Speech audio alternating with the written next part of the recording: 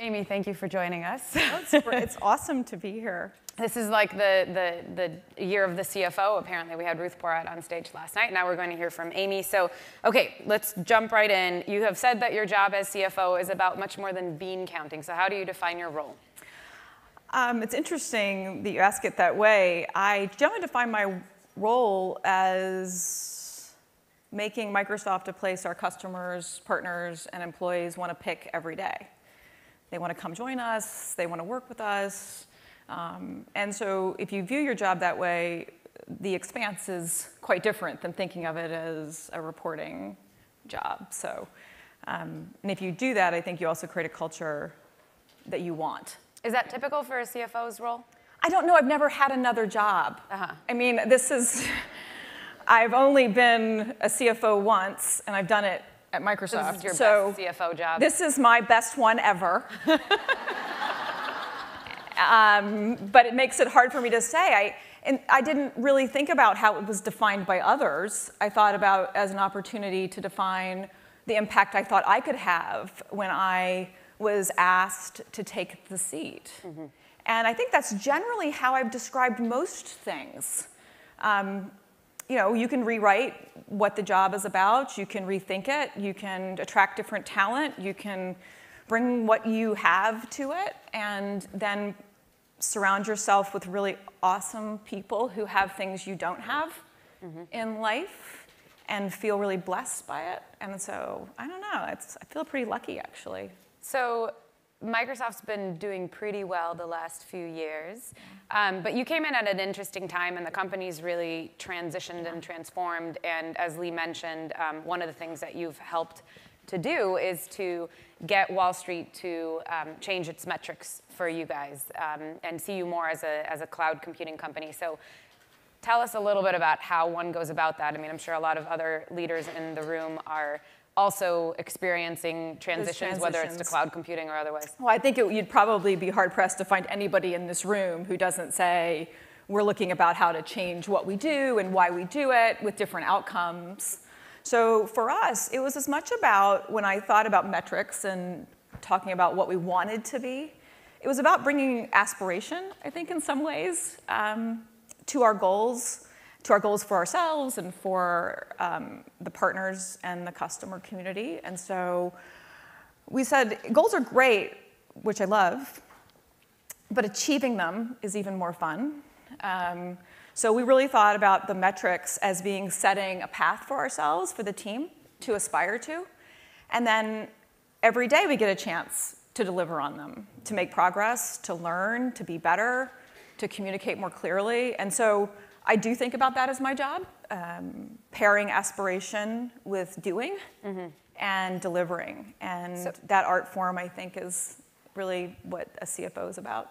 So does that mean it's a more of a culture and communications shift than a metrics shift, or what is it? I think it's hard to separate those things. When I think about what you want to do when you're transforming any company, is to both have aspiration for what you're doing and understand the culture and the people and the talent that you need to get that done. So metrics for me were just an expression of the change that we wanted to have, culturally, execution-wise, product-wise.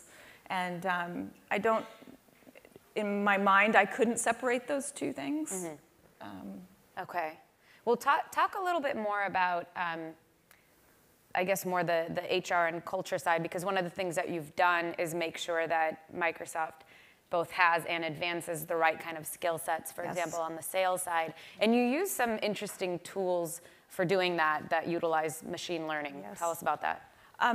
What I would say is when I look at the culture that we wanted to create, and you start by saying, if you want to be a learning culture, if you want to be a culture that takes risk and learns from it, if you want to reintroduce bravery into your acumen on a daily basis, if you want to have a culture that aspires to be better, then you have to really change almost everything you do, right? How you reward people, how you promote, how you select talent, how you rotate talent, and you marry that with an opportunity to adopt technology that's actually quite inspiring, especially inside a tech company. So inside finance, the opportunity for us to adopt and be a showcase is incredibly motivating for employees.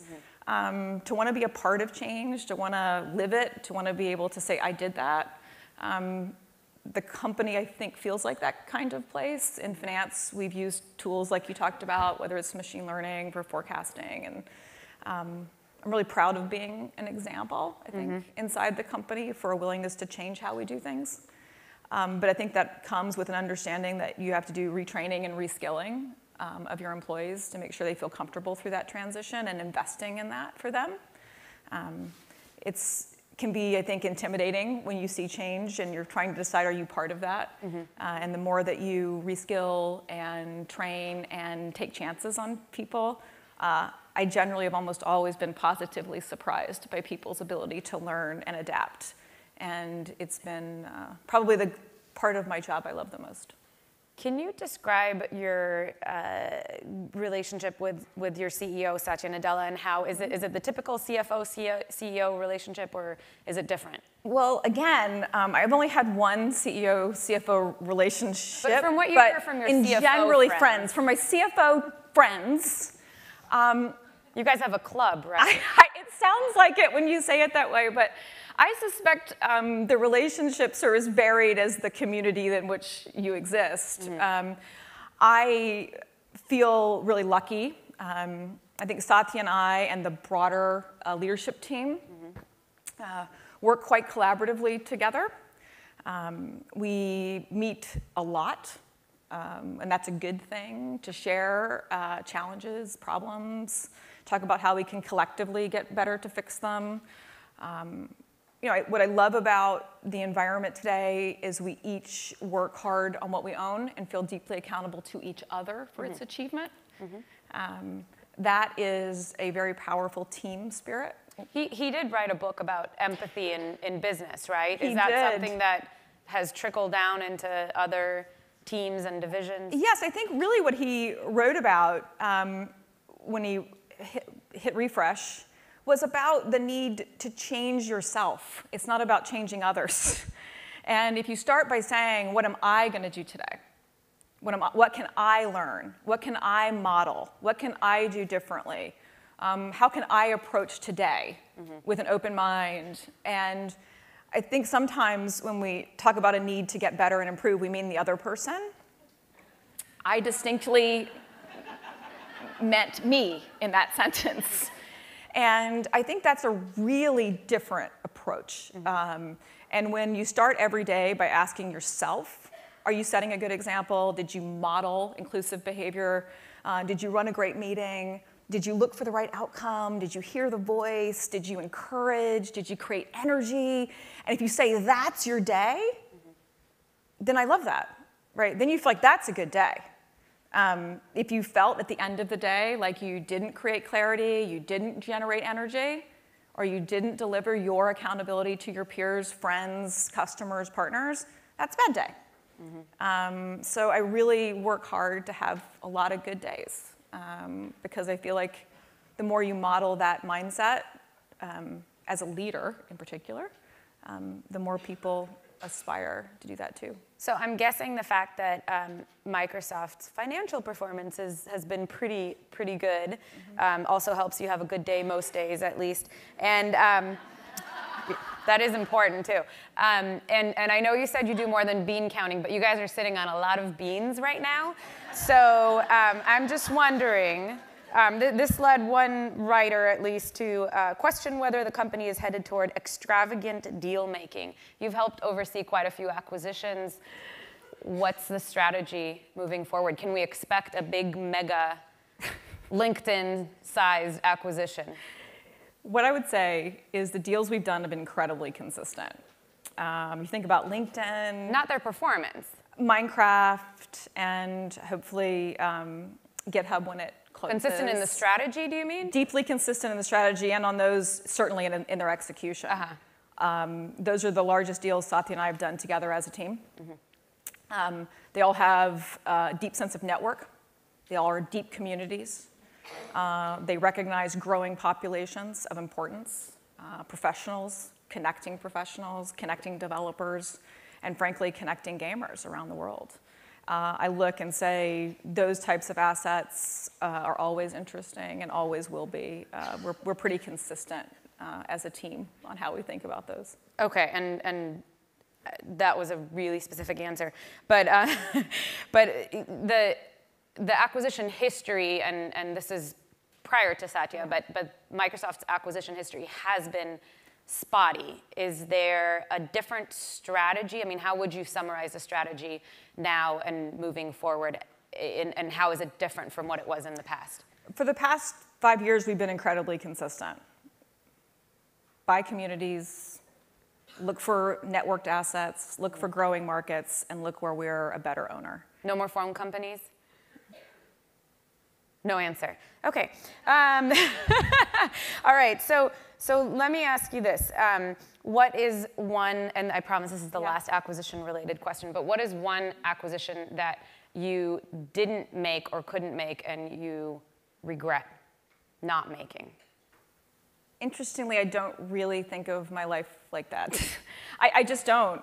I move forward. And if you didn't get an asset or wish you would have thought about it, that's not productive in my mind. You learn in the moment, look at the next one, and you say, let's move forward, let's move forward. The energy of, and I am very consistent on this with my team, energy spent in sort of the what if, coulda, shoulda, woulda era is not energy spent on making us better every day. And I am very committed to the energy inside the team and inside the company being about making the next best decision. And if we can do that every day, we'll be good. All right. If anybody has a question, be thinking about it. I'll turn to you in a minute. But real quick, Amy, so I wanted to ask you a broader economic question. Deloitte had a recent CFO survey, and it showed that there was a drop in CFOs' optimism for the overall economy. What rating would you give the economy, and what's your projection? What are the main risks that you see going forward? Well, in general, when I think you're in seats like most of us are in this room, I spend most of the time saying, okay, how are we going to operate for the next 3 months, year, 3 years? And how do you make the best of whatever environment exists? In general, the economy's good, and with strong execution, we'll do well. And I tend to think it's about planning and always feeling confident that whatever the economy looks like, in whatever geo you're in, it's a very global room, it's about continuing your execution. If you control what you can control, we don't control the economy. We control what markets we pick, we control how we execute, we control our commitment to growth, and we control our commitment to customer outcome. And if we stay focused on those things, instead of sort of the things I can't control, energy's better spent. All right. Does anybody have a quick question for Amy? Anybody out in the audience, raise your hand if you would like to ask one. We have one over there. Hi, Amy. I'm Hillary Kopla with NEA Ventures. I had a question for you around data. Brad Smith's been really outspoken about the need for data governance, and I'd love for you to comment since that's been a big theme at the conference. Sure, and maybe a little broader than data governance. I think what you're really asking is the role of leaders in the technology industry to set high standards for ourselves and help as we work with the industry to set those standards. And I certainly think that's what Brad has talked about, in whether it's about AI for good or data governance or privacy regulation or the security parameters. And for us, I think the role and responsibility that comes with leadership in technology is deeply important to the choices we make and how we think about our mission. And I think you'll continue to see us strive to be a leader on all the topics I just discussed. And I think you'll continue to see us say that we are clear understanding of the responsibility that we have. So just real quick before we wrap up, one little fun fact about Amy. I read in a recent profile on you that your outlet is baking. And I don't know why, but that seems so just on par with being a CFO? There's a lot of measuring and, right? Yeah, I mean, conceptually, except, for me, it's a bit of a creative outlet. Uh-huh. And so for my kids' birthdays, we tend to make reasonably elaborate creations. And so Favorite cake that you've made? favorite cake, I believe, was the Arctic animal scene. Wow. I believe is my current favorite. I was very proud of the penguins that I created. They were edible. They were like, I believe, instead of my normal sort of Pinterest fail, it was like Pinterest success. Awesome. Well, we'll all look it up online. Amy, thank Yes. you so much for joining us. Thank you so much.